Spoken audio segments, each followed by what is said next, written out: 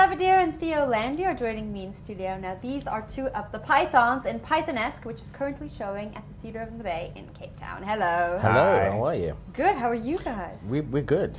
Marvelous. You good? Yeah, very Thank good. you for coming in and sitting on my red couches. Thank you, it's lovely.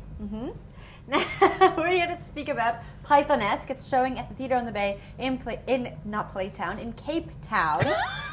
Or Playtown. Or Playtown, Hey. depending on who you are, I guess. For people who haven't seen Monty Python, would you recommend they see this play? No, absolutely. I'm kidding, of course. No, definitely. I mean, the show is the story of how the Monty Python team formed and came to be. So it's actually an historical narrative, laced with silliness, laced with surrealism, and laced with in Monty Python gags that, if you've seen the show, makes it more textured. But you do learn a lot about Monty Python if you've never seen or heard of them before. Yeah, I mean, if you've never seen it before, the sketches are really funny anyway. You don't have to. I mean, my son saw it and he knew nothing about it, and you know, he fell on the floor laughing. So How old is your son? 3. No, I'm kidding. He's 20. I mean, he's a grown-up. He's a grown-up. Yeah. But I've got a friend of mine just put his 9-year-old and his 8-year-old in front of Monty Python on TV, and in fact, kids probably would appreciate it. Younger people, because I suppose they're more happy to let go of the intellectual capacity and be silly and just enjoy the silliness. Yeah. So it's a sketch show that is funny. If you know nothing about Monty Python, it's like you come in to watch a sketch show. Yeah. Cool. Look, I mean, it's the history of the Pythons and the way they were formed, Monty Python, but told in the style of their sketches. So if you know the sketches, you're going to know where the references are. If you don't, they're just really funny sketches. So. What are your favorite Monty Python sketches? In the Monty Python in the thing. movies. What's that one in the Castle Anthrax? Castle Anthrax, where there's this character who wants to sing and he's struggling with his sexual identity, and his father keeps saying, "No, stop singing, stop singing." And then there's a scene where he says to the guards, "Right, both of you, don't let him leave the room." And Eric Idle goes, we must stay here, and we must not let him leave the room unless we leave with him. No, and it's just very silly. That's one of my. The father favorites. keeps going, "All the sun will be yours." What the curtains? So, that isn't in the show at all. But lots of other unfortunate. things. Yeah. What is in the show? Okay, the Cheese Emporium, the Parrot sketch, the Nudge, nudge, silly wink walk, character. nudge, nudge, wink, wink. But it's all told.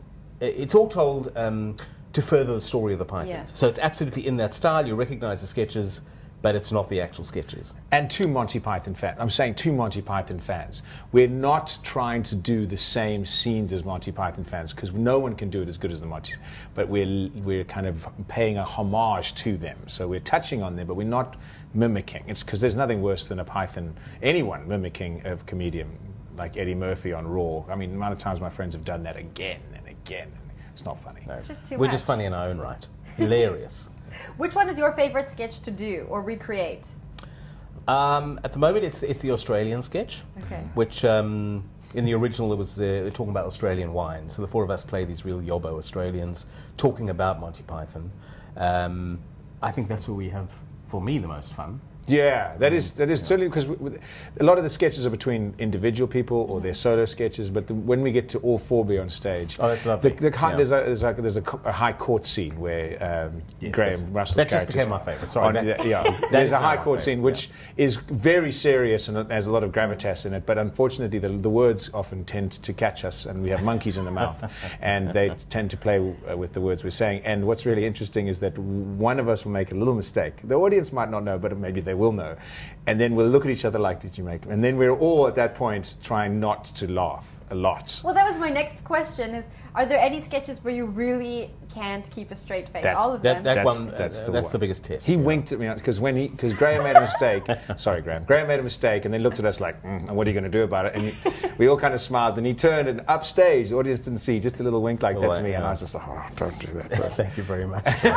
very professional. I'm very professional. I can tell. Yeah. What did you do when he winked at you? I looked down, and I was very glad I didn't have the next line. Put his tongue very high. Great. Because I have the next line. Yeah, So so he had Look, it's a huge amount of fun, and if you know anything about the Pythons, I think you learn a lot about them. You learn. I mean, my character, I play Graham Chapman, who is the one Python who is not with us anymore, and the format of the show is that he arrives, he's going into heaven, but he can't get into heaven until he tells about the formation of the show.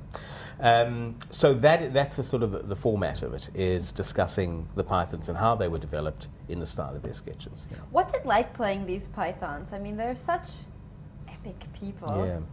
What's it like trying? First of all, it's a joy doing, I was a Python fan when I first went to university back in 19... the very first thing I ever did was the Cheese Emporium, with an actor called Sean Taylor, who's very well known, who now lives in Los Angeles, Australia. And it is a sort of a litany of all their cheeses, which is repeated in this, incidentally, in the show.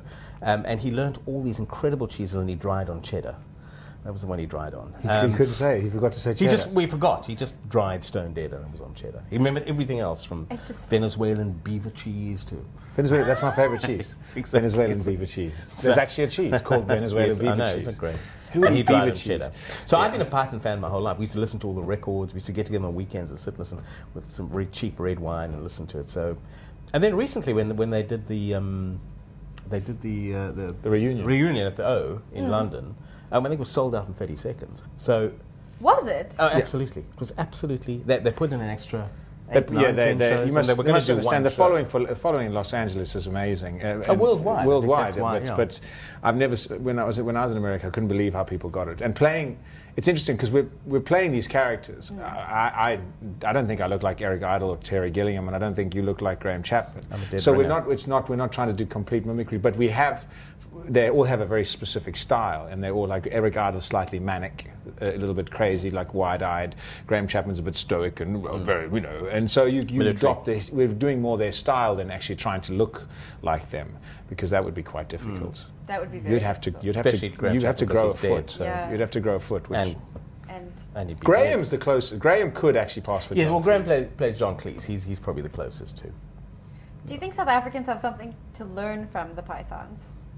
Can they learn something from the Pythons? Because so much. Our life is just crazy, one big farce, isn't it? And in the 60s, in the 60s in England, it was quite an authoritative time, with a lot of people telling you what you can't do, what you can, and also government was quite silly and would make a lot of mistakes, but then pretend they weren't making any mistakes. And Sounds familiar. There was a lot of kind of censorship and people telling us what you can't say, and we kind of sometimes live in a society. South Africa is quite conservative. We don't like to think of it as we are, but so the Pythons certainly say that the whole message of the play is, why can't we, take, I don't know if I can say this, take the mickey, I suppose is the best way of saying it. Why can't we take the piss out of each other?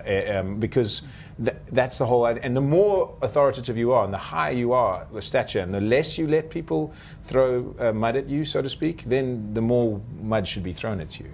Exactly. One day you're the pigeon, one day you're the statue. And as a good friend of mine, and then what James did is one day you're a statue of the pigeon.